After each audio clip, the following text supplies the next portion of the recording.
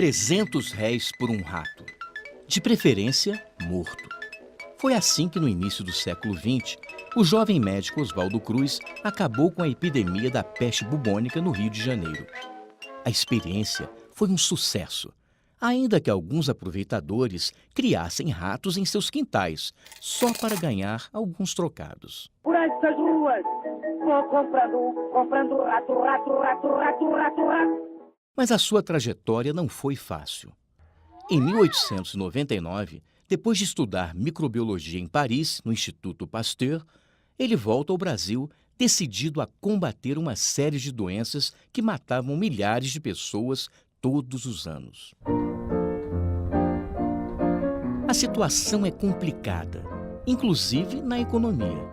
Alguns navios estrangeiros se recusam a parar em nossos portos, depois que a tripulação do cruzador italiano Lombardia foi quase toda dizimada. Oswaldo inicia sua luta exterminando os roedores nos portos de Santos e do Rio e controlando os surtos de peste bubônica. Sua fama se espalha. Em 1903, assume o cargo de diretor-geral de saúde pública, com o desafio de acabar com uma outra epidemia, a da febre amarela. Alguns dias depois, ele toma uma atitude polêmica. Descontente com os métodos tradicionais de saneamento, ele resolve viajar a Havana, capital de Cuba, para estudar como a cidade havia acabado com o surto da doença. Naquela época, acreditava-se que o vírus fosse transmitido pelo ar ou pela água, até que o médico cubano Carlos Finlay descobrisse que o inimigo era outro: o mosquito Aedes aegypti. Oswaldo volta ao Rio e começa a lutar com o que tem. Organiza uma brigada de carroças pulverizadoras para limpar os focos de pernilongos e isola os doentes em cubículos. A imprensa pega no seu pé, mas o número de pessoas infectadas diminui rapidamente. Faltava ainda um desafio maior: vencer a varíola. E o único remédio era a vacina, ainda uma novidade para os brasileiros, mas já fabricada na França há algumas décadas, a partir do vírus da varíola da vaca. A repercussão é negativa. Ninguém queria colocar dentro do corpo o vírus da doença, ainda mais de um animal. Nem mesmo o intelectual Rui Barbosa. Mas não havia outra saída. Para conter o número crescente de mortos, o Congresso aprova uma lei tornando obrigatória a vacinação. As brigadas sanitárias começam a entrar nas casas e vacinar as pessoas à força.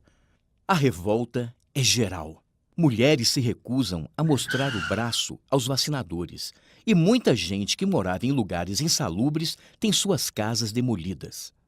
O conflito toma proporções gigantescas, com tiroteios e quebra-quebra em todas as partes da cidade. Os cadetes da Escola Militar de Praia Vermelha, descontentes com o rumo que a República havia tomado, aproveitam o caos e tentam derrubar o presidente Rodrigues Alves. O governo reage com mão de ferro, decreta estado de sítio e manda revoltosos, descontentes e, de quebra, alguns desempregados para uma jornada de trabalho forçado no estado do Acre. Diante de uma intensa pressão popular, o presidente revoga a lei da vacina, que deixa de ser obrigatória. Mas quem quisesse trabalhar, estudar ou casar, precisava se vacinar. Com o tempo, o número de contaminados despenca e as pessoas passam a procurar voluntariamente os postos de saúde. Em breve, já não haveria mais nenhum caso de varíola.